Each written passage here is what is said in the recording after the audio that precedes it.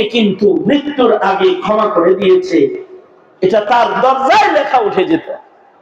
এই কিফিল যেদিন মারা গেছে, মানুষ তো তাকে পাপিষ্ঠ হিসাবেই জানতো, কিন্তু আল্লাহর ভয়ে যে একদিন গুনাহ করে নাই, মরার সাথে সাথে তার দরজায় লেখা উঠে গেল, ক্বাদ গাফারাল্লাহু লিল কিফিল।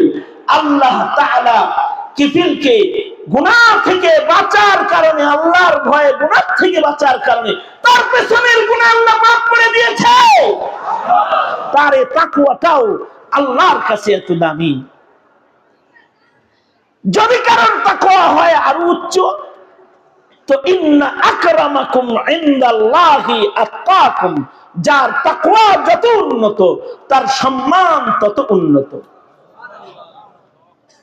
এক পর্যায়ে আল্লাহ পাক বলেন, ইত্তাকুল্লাহা হাক্কা তুকাতিহ, আমাকে ভয় করার মতো ভয় করো,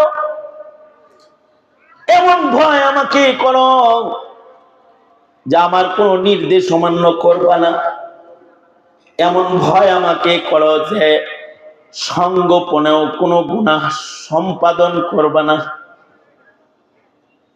অতি সঙ্গোপনেও কোনো গুনাহ করবা না। কারণ হলো পৃথিবীর যেখানে কেউ নাই সেখানেও একজন আছে, তিনি কে? যেখানে কেউ নাই সেখানেও একজন আছে, তিনি কে? যে কথা কেউ শোনে না সে কথাও একজন শোনেন, তিনি কে? যাকে কেউ দেখে না তাকেও একজন দেখে, তিনি কে?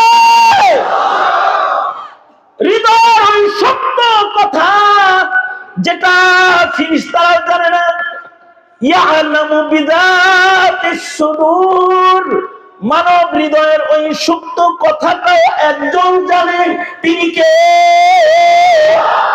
আল্লাহ।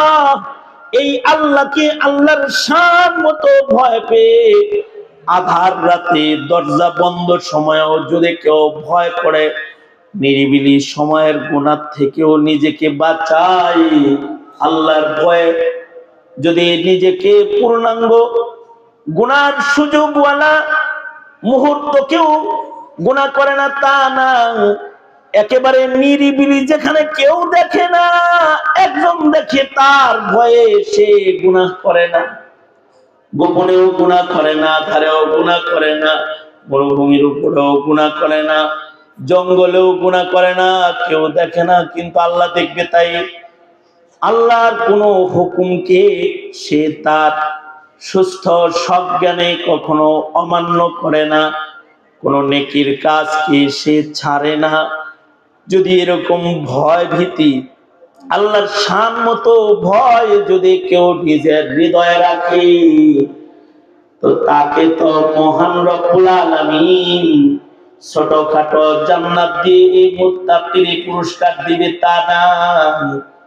আম্মা মান খাফা মাকাম রাব্বিহি জান্নাতান, যে আল্লাহর শান মতো আল্লাহকে ভয় করবে তাকে এক জান্নাত নয়, আল্লাহ তাআলা তাকে দুইটা জান্নাতের মালিকানা হাসরে দান করবে।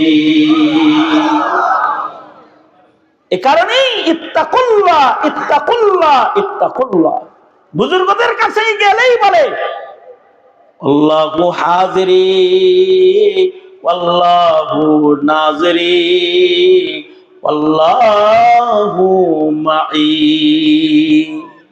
তার মানে এখানে কেউ না থাকলেও আল্লাহ আছে, আমাকে কেউ না দেখলেও আল্লাহ দেখে, আল্লাহ কিন্তু আমার সাথেই আছে। সাবধান, আল্লাহর নাফরমানি করা